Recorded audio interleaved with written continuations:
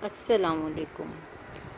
جیسا کہ کل ہم نے جو شروع کیا ہوا تھا یونانی مجسمہ سازی، اس کا ہم نے مٹیریل بھی پڑھ لیا تھا۔ اس کے بعد اس کی جو مختلف قسم کی ان کی ایگزامپلس تھی، جو موسٹ پاپولر اور ان کی امپورٹنٹ قسم کی ایگزامپلس تھی، وہ ہم نے شروع کی تھی۔ تو اب اس میں ان کا جو ایک خاص دور آتا ہے آرکک پیریڈ۔ اب آرکک پیریڈ میں کیا تھا کہ یونانی بت تراشی کی بنیاد رکھی گئی تھی۔ اس دور کے ابتدائی حصے میں جو ہے یونانی مجسمہ ساز نے زیادہ تر جو ہے جسم کی ظاہری بناوٹ کی طرف توجہ دینی شروع کر دی تھی، یعنی کہ انہیں جیومیٹرک سٹائل میں یا سٹائلائز کر کے نہیں بنانا بند کر دیا تھا، بلکہ ریئلزم کی طرف آنا شروع کر دیا تھا۔ یعنی جو باڈی کی شیپ ہوتی تھی اس کی طرف اس نے توجہ دے کے ریئلسٹک بنانا شروع کر دیا تھا، یعنی کہ اس کی اپروچ جو تھی وہ ریئلزم کی طرف مڑ گئی تھی۔ پھر یونانی مجسموں میں انہوں نے کیا کیا تھا کہ سفید سنگ مرمر میں بھی بنائے، کیونکہ یونان میں سنگ مرمر کے ذخائر موجود تھے، اور پیچھے بھی میں نے بار بار آپ کو بتایا ہے کہ جس چیز کی اویلیبلٹی اس ایریے میں ہوتی ہے وہ ان کی کنسٹرکشن میں، ان کی چیزوں میں ہمیں وافر مقدار میں دکھائی دیتی ہے، جیسا کہ انہوں نے جلد ہی ان کا استعمال یعنی سنگ مرمر کا سیکھ لیا تھا۔ پھر ابتدائی دور کے جو مجسمے تھے وہ رسم و رواج کے مطابق بنائے گئے، اور آرکک دور کے آخر میں گہرے مشاہدے کی وجہ سے، یعنی ان کی جو پاور آف آبزرویشن تھی وہ بہت زیادہ جو تھی وہ تیز ہو گئی تھی، اور بت تراشی جو انہوں نے کی وہ بالکل قدرتی انداز میں کی، یعنی نیچرل وے میں کی۔ اور اس دور میں جو ہے عام طور پر دو طرح کی بت تراشی عام اور مشہور تھی۔ اس میں نمبر 1 جو تھے کورس کے برہنہ مردانہ مجسمے تھے، پھر کور کے مجسمے تھے۔ یہ خاص طور پہ کھڑی عورتوں کے مجسموں کے لیے ورڈ یوز ہوتا تھا۔ پھر جو کورس کے مجسمے تھے بھی مصری مجسموں کی یاد ہمیں دلاتے ہیں، ان کے بھی اسی طرح بڑے بڑے اور جو ہے وہ بڑے مطلب قسم کے مجسمے تھے، اسی اسٹائل میں تقریباً اسی طریقے کے یہ مصری ایجپشنز کی طرح انہوں نے کورس کے جو مجسمے ہیں اس میں نوجوان کھلاڑیوں کے بھی بنائے جو فتح کر رہے تھے، یا فتح حاصل کرنے کے بعد ان کے جو مطلب خاص قسم کے جو اوکیزنز تھے ان کو انہوں نے ڈپکٹ کیا، یا ان کی یاد میں یہ مجسمے بنائے۔ پھر کورس کے مجسموں کے جو مصری مجسموں کی یاد اس وجہ سے بھی ہمیں دلاتے ہیں کیونکہ ان مجسموں کو کھڑا کرنے کا انداز بایاں پاؤں آگے بڑھا ہوا، یہ ہم ایجپشنس میں بھی یہ ہم نے بات دیکھی تھی کہ یوزلی ان کے مجسموں کا جو بایاں پاؤں ہوتا تھا وہ آگے کی طرف ہوتا تھا، اور بازو عام طور پر اطراف میں لگے ہوئے ہوتے تھے، کمر پتلی، بڑے اور چوڑے کندھے سامنے کی طرف۔ موضوع ڈیزائن مصری مجسموں سے مشابہ تھا، یعنی ان سے مشابہت رکھتا تھا۔ پھر مصر اور میسوپوٹیمیا کے جو لوگوں نے مجسموں کو پتھر میں سادہ انداز میں تراشا، جبکہ یونانی لوگ انسانی جسم کے مختلف اعضاء کی بناوٹ اور انہیں آپس میں فٹ کرنے میں دلچسپی رکھتے تھے، اور اپنے اسی مشاہدے کی وجہ سے انہوں نے زیادہ سے زیادہ جو ہے ریئلسٹک مجسمے بنانے شروع کر دیے تھے، یعنی یہ ریئلزم کی طرف انہوں نے زور دیا تھا۔ پھر کورس فروم ٹینیا، یہ جو مجسمہ ہے سنگ مرمر میں بنایا گیا ہے، اور تقریباً یہ اس کی جو ہے لمبائی ہے یہ 5 فٹ ہے، اور آزادانہ طور پر کھڑا ہے، جبکہ مصری مجسمے جو تھے وہ سہارے کے ساتھ کھڑے کرتے تھے، یعنی اس کے ساتھ کوئی نہ کوئی ایسی چیز اٹیچ کرتے تھے جس کے ساتھ اس نے سہارا لیا ہوتا تھا۔ لیکن یہ جو مجسمہ یہ انڈیپینڈنٹ یعنی آزادانہ کھڑا ہے۔ پتھر کی سلیب سہارے کے لیے بنائی جاتی تھی۔ یونانی مجسمہ سازوں کا آزادانہ مجسمہ بنانے کی طرف یہ پہلا قدم تھا۔ مجسمے کے مختلف قسم کے اعضاء کی بناوٹ پر توجہ دی گئی تھی، یعنی ریئلسٹک بنایا تھا۔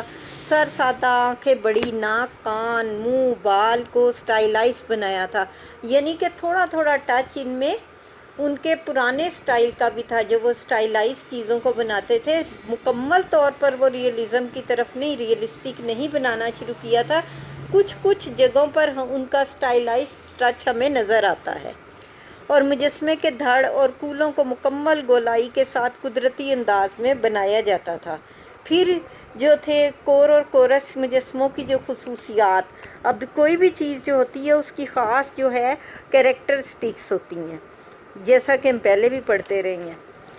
तो पहली नज़र में क्या है, ये देखने में ये मुजस्मे पत्थर में बने हुए दरख्त के तने की तरह मालूम होते हैं, यानी मजबूत लगते हैं, और बाज़ हालात में मिस्री रवायात को बरकरार रखा गया है, यानी बिल्कुल यूँ लगता है जैसे कि मिस्रियों की तरह का ही है ये।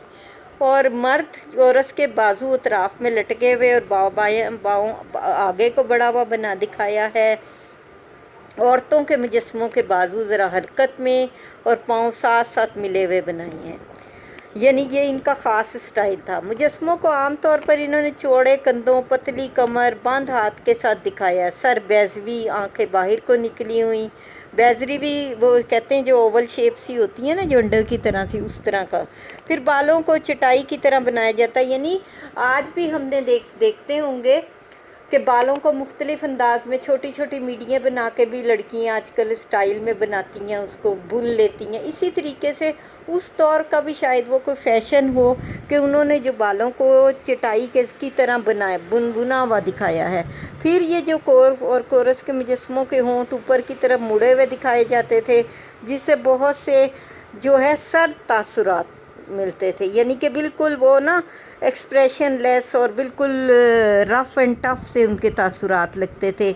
इस मुस्कुराहट को आम तौर पर आर्किक स्माइल भी कहते हैं, यानी जो उनके चेहरे पर मुस्कुराहट बनाई जाती थी या दिखाई जाती थी, उसे ख़ास मुस्कुराहट का ये नाम दिया हुआ था। निस्वानी मुजस्मों को, निस्वानी मुजस्मे किनको कहते हैं, जो लेडीज़ के, फीमेल्स के मुजस्मे थे, औरतों के, उनको लिबास में दिखाया गया था और लिबास स्टाइलाइज्ड अंदाज में बनाया जाता था।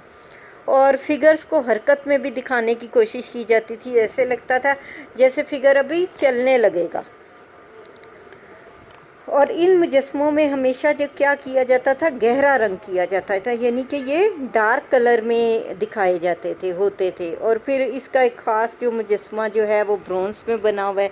ये जो है 470 कबलस मसीह से ताल्लुक़ रखता है। इस मुजस्मे से के आर्किक दौर की खुसूसियात का पता चलता है। मुजस्मे की जिसामत मुकम्मल इंसान जितनी, यानी कि ये जैसे हम मिस्रियों में तो देखते थे कि ने वो लाइफ साइज से बड़े बनाते थे, 60 फुट और पता नहीं कितने 35 38 फुट लंबे बनाते थे। और आम जो ह्यूमन हाइट होती है वो तो 5-6 या हद 7 फीट हो जाती होगी। लेकिन यहाँ पर उन्होंने ये क्या किया था कि लाइफ साइज़, यानी जो ह्यूमन बीइंग की एक आम तौर पर हाइट होती है उतना ही बनाया है।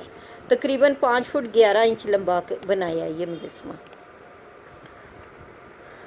और कहते हैं कि ये जो है रथ या 4 पहियों वाली गाड़ी, ड्राइवर, घोड़ों पर मुश्तमिल था।